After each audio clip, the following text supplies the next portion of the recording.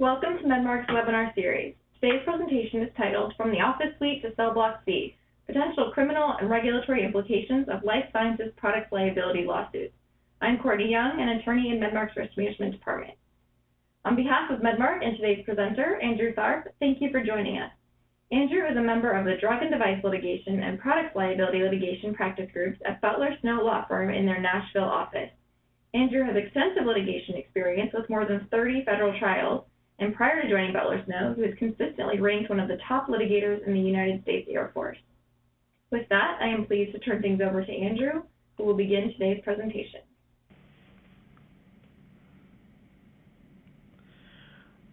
Thanks, Courtney, and thank you, Heather, and thank you to Medmarc for inviting me to present this webinar. I do appreciate it, and thanks to all of you who have signed up and logged in to participate and to listen to the webinar today. Again, my name is Andrew Tharp, and I'm a lawyer at Butler Snow. We have a number of offices across the country and a few overseas, and I'm in our Nashville, Tennessee office. The majority of my legal practice is dedicated to defending pharmaceutical and medical device manufacturers against lawsuits filed by plaintiffs across the country. I also have a little bit of background in dealing with criminal cases. I started my career in the United States Air Force JAG Corps, where I prosecuted military members at courts-martial for about 2.5 years, and then I was selected to fill a defense role in which I defended military members in courts-martial. If you've ever seen the movie A Few Good Men, it was kind of like that, although no one ever screamed, "You can't handle the truth," at me. When I was approached about speaking to all of you and presenting this webinar, I started thinking about what would be important to you and what information I could convey to you to make this worth your time. And remembering my days as a criminal defense attorney in the JAG Corps, it hit me that avoiding criminal prosecution and prison time is, or at least should be, a high priority for absolutely everyone. So applying that very important concept to your line of work, today we'll be talking about the potential criminal and regulatory implications of products liability lawsuits in which your company hopefully will not, but may become involved. So this is obviously an important topic of conversation, and the goal here is to arm you with some advice and knowledge to avoid serious criminal consequences should you find yourself having to defend against certain product liability claims. When we talk about products liability cases are going to encompass a number of claims usually. And one of those claims might be negligence, where we look at what a reasonable person would have done in the same or similar circumstances. We might see a design defect claim, and that would be a claim where plaintiffs allege that the overall design of the product is one that led to harm. We may see a manufacturing defect claim. Manufacturing defect claim involves not the design, but the actual manufacturing process.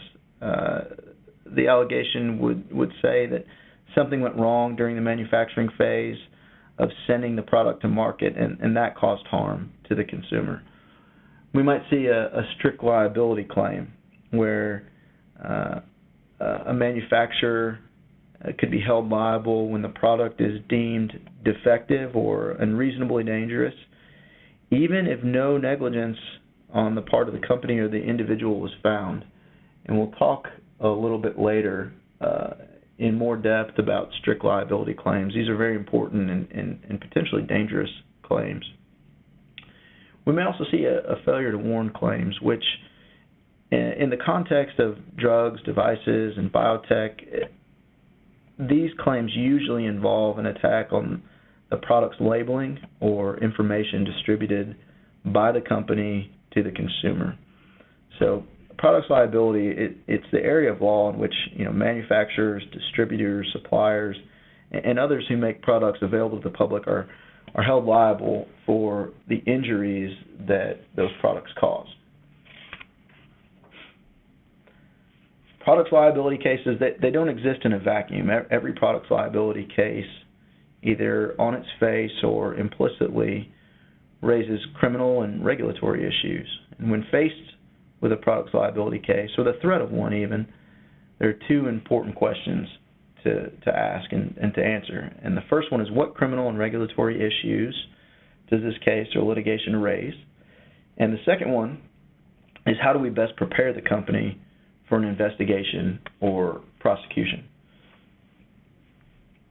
Many civil claims related to products implicate potential criminal consequences. And as of about 3 years ago, perhaps even dating back a little bit longer than that, the Department of Justice has consistently placed more and more emphasis on criminally prosecuting individuals within corporations for companies' alleged criminal misconduct.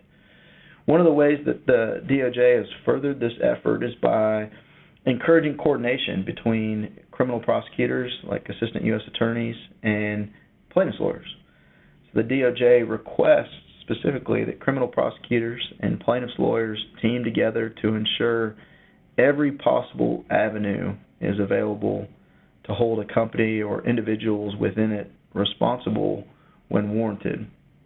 You see these quotes here from Leslie Caldwell, and she's got an interesting background. She was an AUSA in New York until 1998, when she was recruited by Robert Mueller, who at that time was the U.S. attorney, and she was recruited by him to serve as the chief of the criminal division for the United States Attorney's Office in California. And then in 2014, she was confirmed by the United States Attorney's she was confirmed as the United States Assistant Attorney General for the Criminal Division. And she then led DOJ's Enron Task Force and was ultimately responsible for the conviction of more than 30 Enron executives. There is a tendency to deal with what appears to be the most urgent issue at any given time. It's human nature, and it's not even to mention the demands on your time. In the course of dealing with various companies and defending companies in litigation, I've worked with a lot of company employees who are in charge of marketing, and regulatory, and medical safety, and pharmacovigilance. And I know that at times company employees are asked to do more with fewer resources, but it would be imprudent to not take a serious look at potential criminal issues where there's pending or even threatened civil litigation. The government has warned over and over again that they're coming, and they want us to know they're coming because they feel the threat of criminal prosecution will deter criminal wrongdoings. And that may be a valid point, but we'll see too in just a few minutes here in the upcoming slides that this isn't merely a threat, because the DOJ has prosecuted and convicted a number of individuals in conjunction with these hybrid cases involving both civil claims and criminal wrongdoing.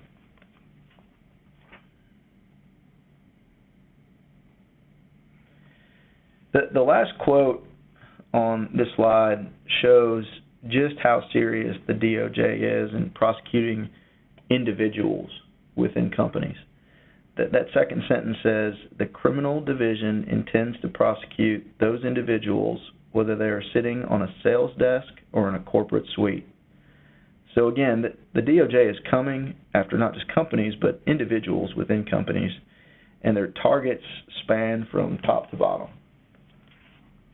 So you may ask initially, is all of this just lip service? And the clear answer to that is no. We're going to get into some of these federal statutes, and the first one you see here is FCA, or the False Claims Act. The False Claims Act is also called the Lincoln Law. It's a federal law that imposes liability on people and companies, typically federal contractors, who defraud governmental programs.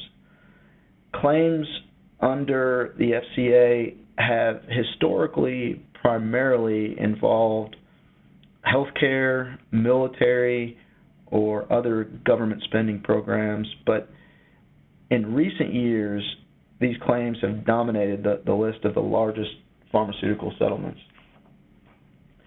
All of this has increased the public's attention on potential criminal wrongdoing on the part of companies, particularly pharmaceutical companies and medical device companies. It's also given plaintiffs' lawyers an additional weapon in their arsenal to use against pharmaceutical and medical device and biotech companies. When we talk about civil cases and criminal cases in the same conversation, it's important to recognize a number of differences, but one key difference is the standard of proof associated with civil cases versus criminal cases. So in civil cases, to prove that someone is liable for an allegation in a civil case, a civil claim, you have to prove they're liable by a preponderance of the evidence. The preponderance of the evidence is the greater weight of the evidence. So you think about 50.00001%, the greater weight of the evidence. In a criminal case, to prove that someone is guilty of a crime, you have to prove they're guilty beyond a reasonable doubt. And I'm sure many of you, if not all of you, have heard this before. Beyond a reasonable doubt is often defined as being firmly convinced, and a lot of folks are reluctant to put a percentage on it, but I think most would agree it's somewhere around 80 or 90 or north of that percent. So as you can imagine, if someone is found guilty of a crime for certain misconduct in a criminal case, that means that the case has been proven beyond a reasonable doubt. Finding that they're civilly liable for the same or similar conduct in a civil case becomes much easier with that lower standard of proof of preponderance of the evidence. The second quote there from the Wall Street Journal uses a phrase called "in the dock." I'd seen that phrase before, but I didn't know exactly where it came from or what it meant. So I did a little brief research, and so here's your gee whiz fun fact for the day. In the dock is a 1500s Dutch phrase for cage or poultry pen or rabbit hutch. And the phrase in the dock is more commonly used in other countries like Australia and New Zealand and in the UK, because in those countries, unlike U.S. courtrooms, the defendants in courtrooms in those countries sit in an enclosed area in criminal cases, and that enclosed area is called the dock. So there's your gee whiz fun fact for the day. Here are our key questions for today. Number one, we want to make sure that we can identify certain alleged conduct that may give rise to criminal or regulatory implications. And number two, we want to make sure that we're armed with some tools to prepare the company for an investigation or prosecution. And these questions overlap quite a bit, because in understanding what alleged conduct may present criminal implications, we're taking the best first step in protecting the company and the individuals in it from criminal prosecution. For that reason, this presentation will focus more on question number one. We're, of course, going to touch on question number two as well, but the focus is primarily on question number one.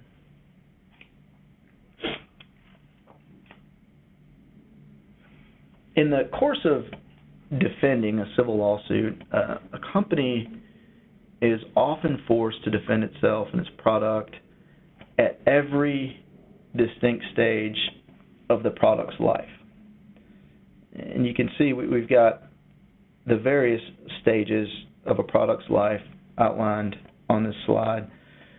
Plaintiff's lawyers don't just focus on the time frame between which the plaintiff consumed the product and when the alleged injury occurred. They often attack a much broader scope, beginning with how the product was developed in the lab, all the way through post-marketing surveillance. And that attack actually fits into a broader concept that plaintiffs rely upon called the Reptile Theory.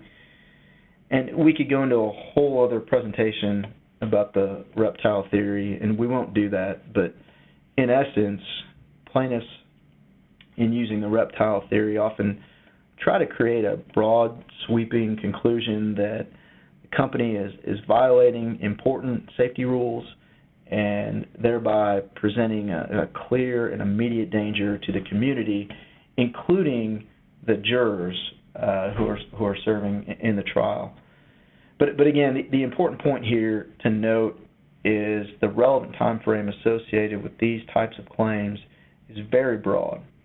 And at each and every stage of a product's life and a plaintiff's lawyer's attack often, there also lurks a threat of criminal prosecution. And when the federal prosecutors and plaintiff's lawyers team up, as they've been encouraged to do, and rifle back through details associated with product development, manufacturing, and post-marketing surveillance, they have a better chance of identifying conduct that might give rise to both civil claims and to criminal consequences or implications. So let's talk about some of the common allegations that we see in civil cases that should alert us to the threat of potential criminal prosecutorial action. In civil cases, plaintiff's attorneys look for every opportunity to show a defendant company is unethical or dishonest or lacks adequate transparency. Again, this goes to their broader approach of attacking not just the product as it relates to the consumer plaintiff, but the company as a whole. And if they can show that a company lied about certain information or concealed certain information or made certain information out to be misleading, that will help advance their theory that the company is presenting a danger to the community. And this same misconduct that often becomes an issue in civil cases carries potential criminal implications. And one of the ways it does so is in the form of prosecution under 18 U.S.C. 1001. One real-life example of this involves a company that makes laser-based medical equipment. And several years ago, the FDA investigated the company regarding allegations the company was using unapproved devices. In the course of the investigation, the company's CEO made false statements to a federal agent, and it was subsequently indicted on and convicted for making false statements. Just a few years ago, that same case went up on appeal, and the federal appeals court confirmed the conviction. There are some examples that we've got here on this slide from actual cases in which individuals within companies were prosecuted under 18 U.S.C. 1001. And as you can see, this code section affords federal prosecutors a number of different applications in terms of their use of it to criminally charge individuals. Now, even with the wide breadth of 18 U.S.C. 1001, federal prosecutors have an additional tool under 18 U.S.C. 371 to charge individuals within companies who act together to carry out deceit or to impair a function of government. As you might imagine, in civil cases, when we see any sort of allegations related to dishonesty to the government, the allegations generally implicate multiple people. So this conspiracy charge is one to be aware of because it may be available to criminal prosecutors under these circumstances, and it may enhance criminal liability exposure. Until just a few weeks ago, Louis Lappin was the acting U.S. attorney in Philadelphia. In March of this year, he announced the creation of the Eastern District of Pennsylvania Law Enforcement Opioid Task Force. This particular task force is intended to target both doctors and drug dealers, and the task force is comprised in part of state district attorneys who are actually currently investigating pharmaceutical companies and their role in manufacturing and distributing opioids. You can see from this slide and this quote that in the past, Mr. Lappin has also commented on current good manufacturing practice regulations, and he appears to have a strong stance on the issue. Current good manufacturing practice regulations are quite encompassing, and they address a wide variety of areas within the drug development and manufacturing process. I want to touch briefly on records and reports. You see that bullet there, second from the bottom. Records and reports are always a key issue in civil litigation. And as you can see, that they also appear in CGMP regs.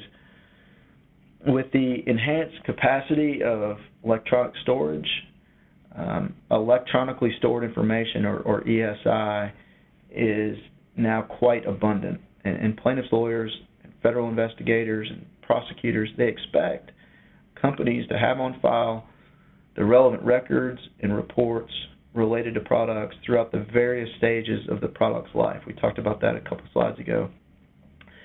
And any absence of certain records or reports, or the absence of information in those records or reports, could lead to civil and criminal consequences. Violations of the Food, Drug, and Cosmetic Act also carry criminal penalties. You see up there that the FDCA prohibits distribution of adulterated drugs or medical devices. A product could be considered adulterated if it's not manufactured, processed, packed, or generally held in conformity with a CGMP. It could also be considered adulterated if it's poisonous or insanitary or causes harm because it is poisonous. It could also be considered adulterated if it differs from the official compendium in strength or quality or purity. There's reference on the slide to the PART doctrine, which is also called the Responsible Corporate Officer Doctrine. And that's an important one for us to be aware of. Under the Responsible Corporate Officer Doctrine, individual corporate officers can be found guilty of violating a variety of federal laws, such as the Federal Food, Drug, and Cosmetic Act, without exhibiting any unlawful intent, negligence, or knowledge of the violation, or even any direct participation in the wrongdoing. Instead, under the Responsible Corporate Officer Doctrine, the government only needs to prove that the executive, one, held a position of responsibility and authority within the corporation, two, had the ability to prevent the violation, and three, failed to prevent the violation. So that's certainly an important one to recognize and be aware of. We talked a little bit earlier about strict liability and the danger of strict liability. I've got the phrase death sentence on there because the PART doctrine has a very specific and scary provision in it. involving exclusion from federal health care programs following conviction under the responsible corporate officer doctrine or the Park doctrine for a period of time. And there's one relevant case of that not too long ago where the corporate officer was excluded from federal health care programs following conviction under this doctrine for a period of 12 years. And based on that person's age, that essentially ended his career and excluded him from really continuing on in his career for life. Here's a somewhat recent example of criminal prosecution under the Food, Drug, and Cosmetic Act. You can see there are there's some misconduct listed here that gave rise to the prosecution, and the substantial fines, very substantial fines that were imposed as a result of the prosecution. You can see also the note about how all of this ultimately implicated not just the president of the company, but also the board of directors as well. We talked a little bit earlier about the False Claims Act or Lincoln Law, but the False Claims Act provides yet another avenue prosecutors can pursue to bring criminal charges. So I want to circle back and highlight this. You can see the criminal implications there. And the FCA also has a civil component to it.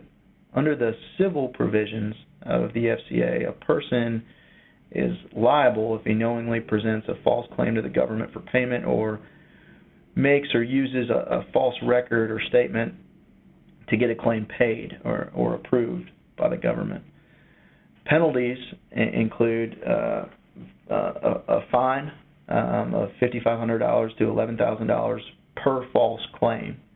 And as you might imagine, that can add up rather quickly. And not only that, but the civil provisions of the FCA also contemplate treble damages, T-R-E-B-L-E damages. And treble damages means that the court can triple the value of the damages awarded. So they take the total value of damages awarded and triple that number. And that becomes the final judgment. See key tam lawsuits up there. These are a type of whistleblower lawsuits or lawsuit that are brought under the False Claims Act.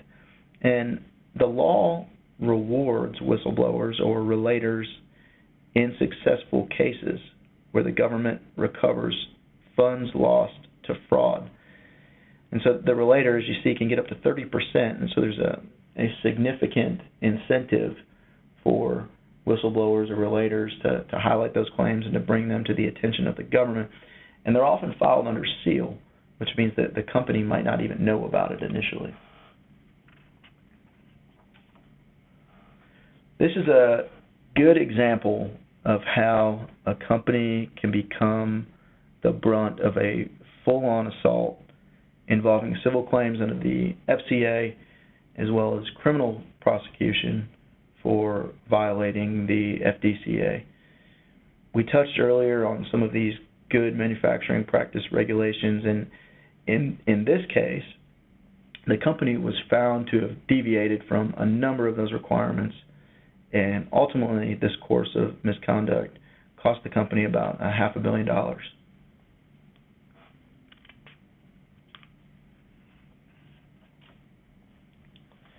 It's important for us to recognize and remain cognizant of the fact that our conduct overseas could also subject us to criminal prosecution within the United States.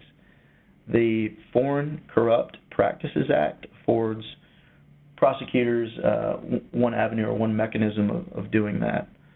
On the next slide, we'll take a look at one example of how this act was used to effectuate prosecution of a drug company, but in essence, the anti-bribery provisions of the FCPA prohibit even offering anything of value to foreign government officials. So even offering anything of value to foreign government officials can get us in trouble. And beyond that, foreign government official is defined very broadly and includes not just government officials, but also employees of state-owned or state-controlled entities. That would include hospitals and other healthcare entities. Here's an example, the example that I mentioned during discussion related to the last slide. And in this case, you can see the SEC charged the company for, among other conduct, bribing doctors. So remember, foreign government official is very broad, and it includes employees of state-owned or controlled entities. And bottom line is it's very important to remain cautious in our dealings overseas as the United States federal government continues to pursue and criminally prosecute using these various laws. Finally, related to FCPA, and this may come as no real surprise, but we can be held criminally responsible for violations of our subsidiaries. And again, as broadly as this law has been interpreted and used, it's imperative to remain vigilant of our overseas dealings, including those of our subsidiaries.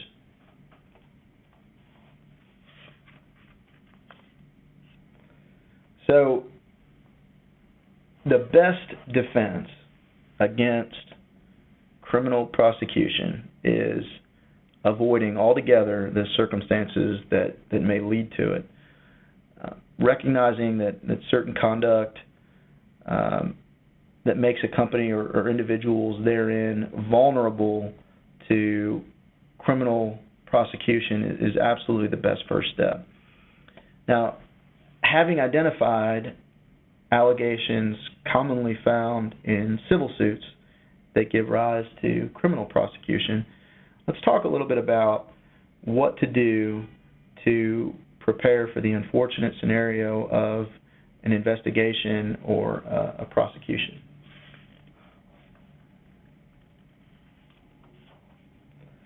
At this juncture, it's critically important for you to involve a legal team.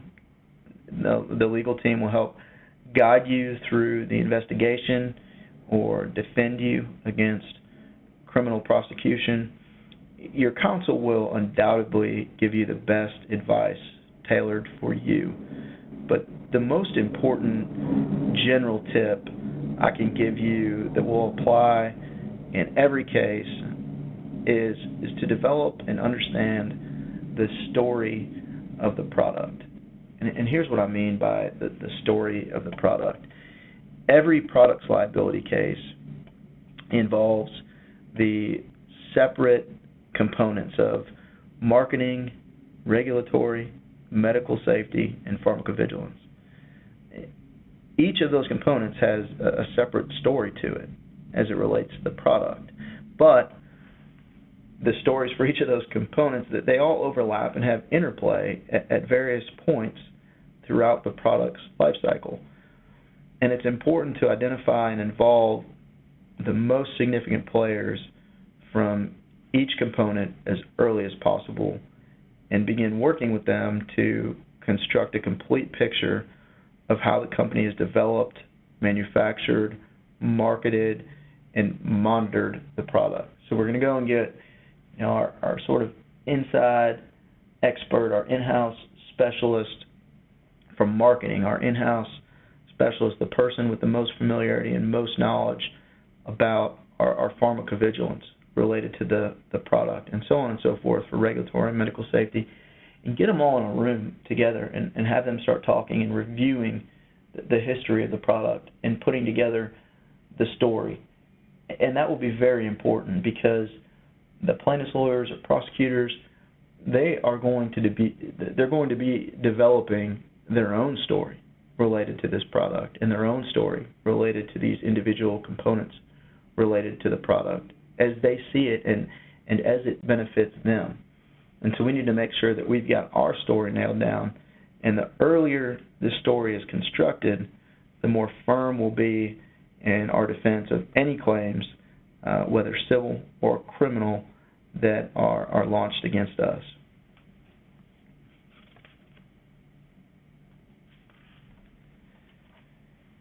You see document follow-up and steps to correct down at the bottom. Documentation is critical. It's key. As I mentioned, when allegations are launched against a company, that the relevant time frame quickly becomes quite broad. If we're looking back 10 or 15 or 20 years, not only is it difficult to remember and ascertain what was done in relation to a product, but in some regards, as some people see it, if it's not documented, it didn't happen.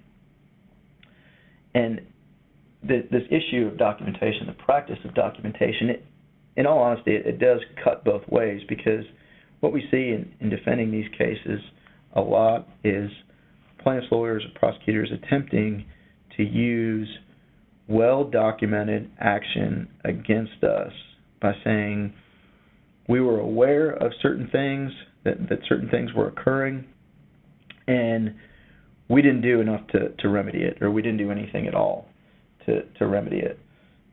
Nevertheless, in my opinion, it's better to have thorough documentation than to not have it. And if the documentation outlines the company's thought process behind what it did, and that thought process is reasonable, the extent to which opposing counsel, whether it be a prosecutor or a plaintiff's lawyer, can use the documentation against the company is much more limited.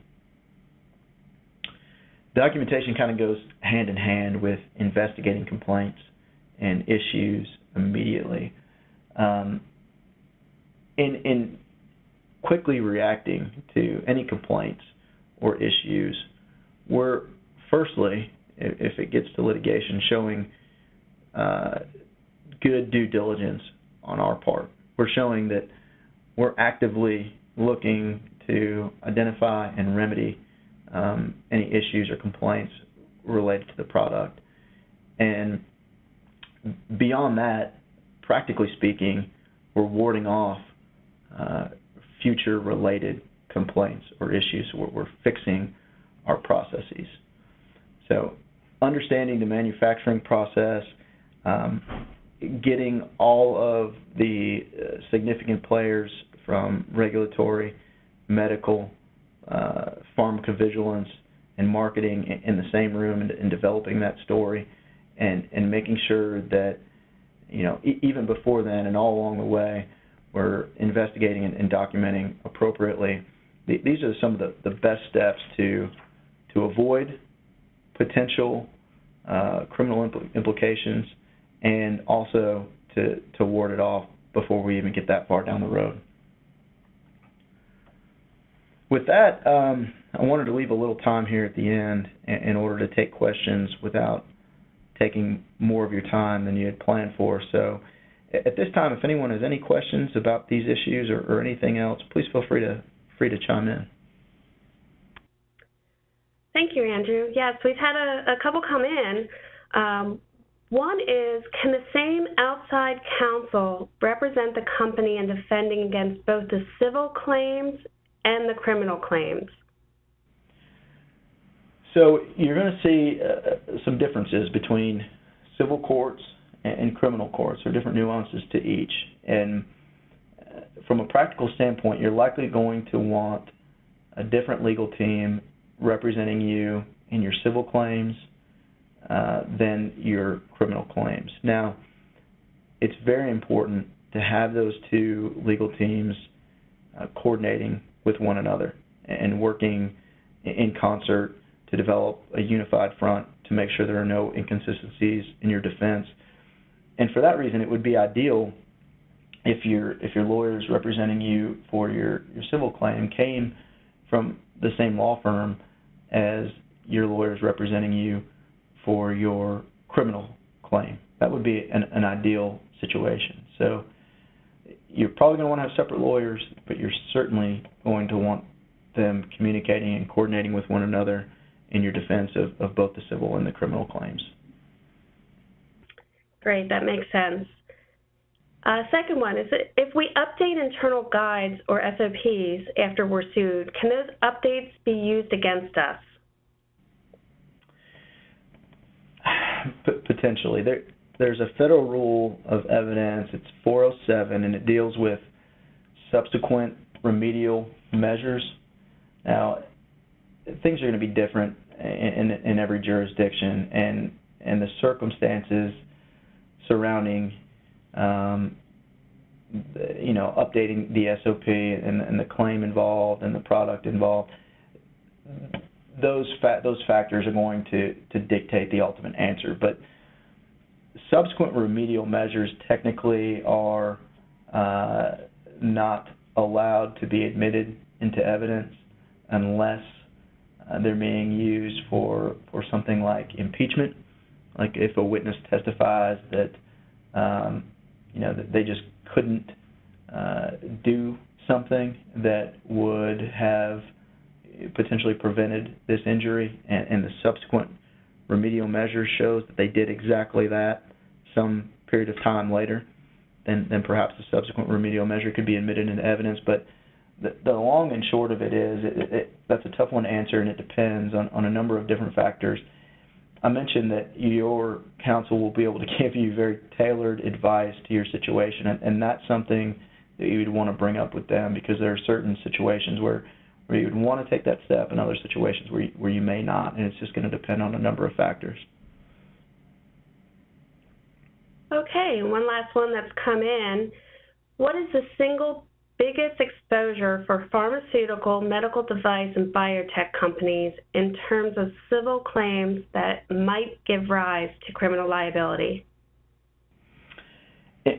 In looking at this topic, the biggest risk or exposure that I've seen, it comes in the form of providing false or misleading information to a governmental agency like FDA.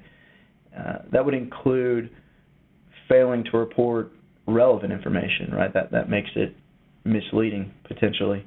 And it wouldn't matter whether it was in a PSUR or a PATER or an annual report, or in response to a specific request for information on a given topic from a governmental agency. Any false or misleading information or incomplete information that makes the universe of information misleading, those are the types of situations where I've seen the government take action most often. The bottom line is, you can't bury your head in the sand, and you've got to make sure that you're giving thorough, complete, and accurate reports and information to the federal government when necessary. Thank you, Andrew. We appreciate your expertise on this topic, and we know our listeners took away some great information to bring back to their companies. With that, this concludes the webinar.